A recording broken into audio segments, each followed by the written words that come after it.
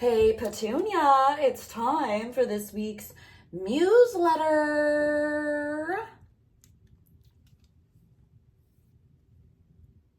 The best investment to make this fall. If I had to summarize the last 4 months in but a word, I would say cracked. Yep, that's right. In June, I cracked the F open in a way that would make Humpty Dumpty squirt on sight. I started performing again, rejoice, in all kinds of places with all kinds of people.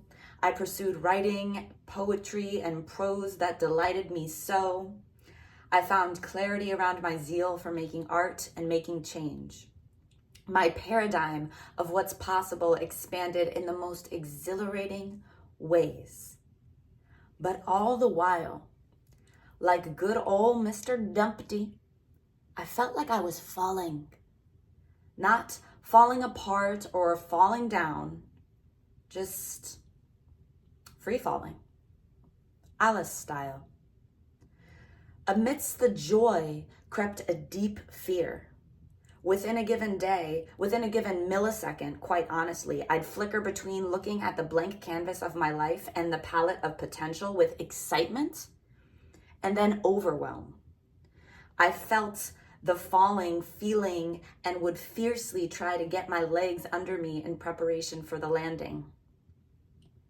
I found comfort in fighting for control through action, but so often doing is just a distraction from what we really need. Faith. This free fall is now a trust fall, baby. For me, the biggest blessing, do we like that? Blessing plus lesson, I'm beta testing that one, is remembering that in physics, the way to decrease impact is to increase duration of contact. In other words, to prevent this fall from becoming a crash, I needed to give myself time. The quickest way to get back time is to really reevaluate my use of the word need. The world feels like it's going to shit. Trust me, there will be a newsletter on that one too. And that really puts all the things I feel I need into perspective. I'd feel like I need to research this or reach out to this person or accomplish X, Y, and Z yesterday. And I'd to-do list myself to death. To get more time, go for depth, not breadth. As I mentioned in the first newsletter, one of my grand realizations this summer was that people universally don't feel seen and heard, despite the wildfire of content getting created. And so I was rapidly brainstorming ways to address this issue at scale. Important. This section is in red. Important. The aforementioned blessing begot a secondary blessing, which was that in pursuing a high-level solution to this global issue, I wasn't dedicating myself to seeing and hearing the amazing people already in front of me. Fuck that. Are you kidding me? My family and friends, old and new, are incredible. You are incredible, Petunia. Each and every one of you. And so, I'm declaring this October, Spacious and Gracious 100. S&G 100. It's the new index. And I would really love for you to join me. Spacious, because it's about making space for your soul to digest and decompress.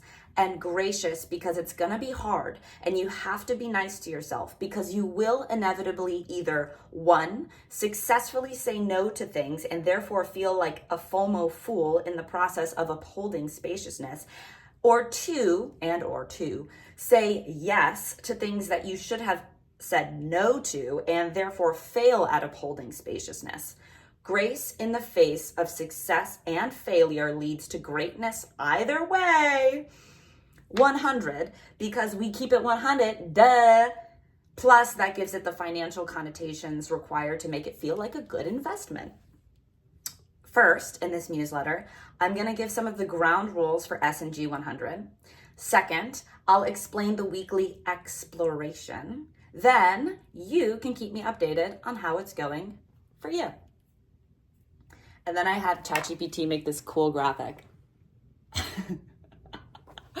Fun! Okay, S&G ground rules. Feel free to follow them or modify them according to what you need. I'm here to help you brainstorm too. 1. Make IRL your new favorite social media. Dad, IRL stands for in real life. Yo, I look at who I've been hanging with lately, my home dogs, my students, my fam, my collaborators, and I'm more than satisfied with these social interactions. I'm still going to go on Instagram, gotta give us this day our daily bars, but I'm going to spend the majority of my time focusing on those in my 3D, which is the D'est of M's, if you ask me. This also may look like you're in public with a free second, and instead of compulsively checking your phone, see if you can smile at someone nearby. I'll see how this goes and maybe write more about it because I have a feeling it will be useful. 2. When your calendar randomly opens up with a free few hours, don't rush to fill it.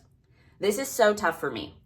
Just now, in writing this, a meeting got canceled for tomorrow, and immediately I started brainstorming all the people I want to spend time with, places I want to visit, businesses I want to start, but I caught myself. No, girl. Let life breathe. Which is related to the next rule. 3, don't reach. I have this deep-seated motivation that I will always need to be working, and it always needs to be hard, and that is the only way to deserve anything good. Hey, honestly, maybe that's true, but I'm going to experiment for a month. I love how I adjust my glasses like it's actually helping me see. Love you, glasses. But I'm going to experiment for a month with not spreading myself so thin, #overachieving, just so I feel safe, relaxing, which I would normally interpret as #underachieving.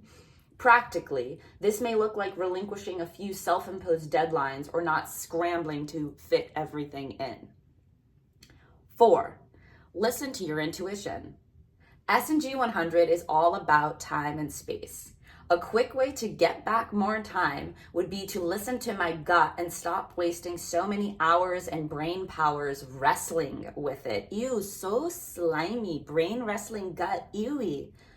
I'll only follow full body yeses. Maybe it will be a bad call and I'll go back to the brain come November, but I'm gonna give my intuition a month to see how it does in the driver's seat. 5, uncompromising, spacious, and gracious Sundays.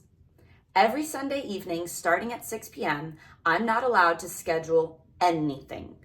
That's right. It's timed, designed with no end goal in mind.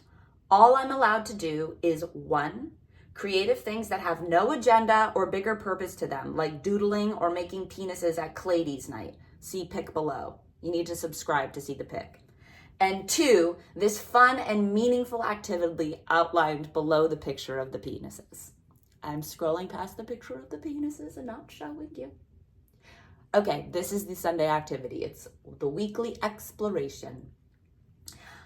I bought a special journal for this activity because I'm so fucking serious about this undertaking. You can call me the Undertaker. Rest in peace, playing around.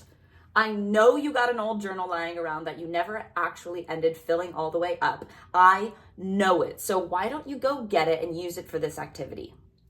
Okay, now open it up. Awesome. On the left page, you're going to do a reflection. Put the date at the top. Good. Then underneath that, write the label overall next to it and write a couple sentences summarizing your week. I need to add an and there. And. How it went for you, general themes. Did you accomplish any of the goals you set out for yourself?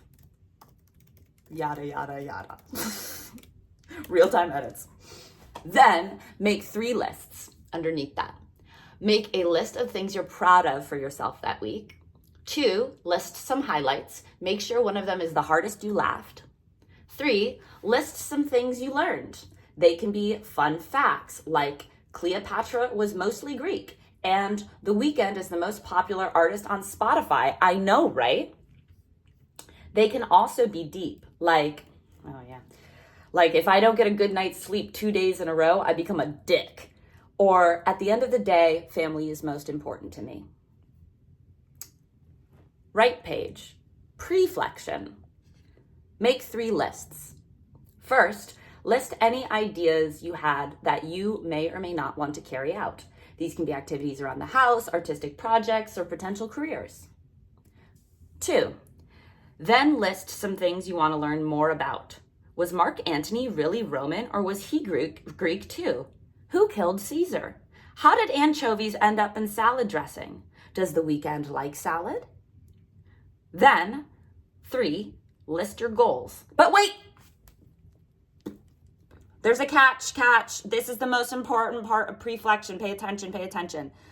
Before you list any highfalutin pie-in-the-sky goals to grind on, you must first list the things you already be doing no matter what that you want to show up fully for. For instance, the first things on my list are 1, be the best tutor I can be. 2, be the best sister I can be. 3, be the best friend I can be. 4, be the best auntie I can be. 5, be the best daughter I can be. 6, be the best person I can be. 7, honor my radio show. 8, honor my newsletter. Then you can go into listing any higher level ambitions and whatnot. And really, that's all it is in the face of these items. No, whatnot. So that's that. I'm on the 4th page of a Google Doc right now, which is signaling to me that it is time to stop writing. Well, thanks for reading. Seriously, please let me know if this compels you. Maybe you can't do a whole month. Try a week and let me know how it goes. This is a life experiment and we are all scientists. I call being Miss Frizzle. And then I said, takeaways. 1, turn feelings of free fall into trust fall. 2, prioritize being spacious and gracious. Let life breathe. 3, notice when action is simply distraction. 4, blessin equals blessing in the form of a lesson. 5, make your to-do list a get-to-do list. I love you. Have a great bye week. Mwah. You can, if you like this, you can subscribe. I'll put the link in the description. And there's other stuff. There's fun images and activities and events and updates on my radio show if you subscribe. So that's always fun. And listen, love you. Love you, faceless person. Let me know what you think. Are you in this with me?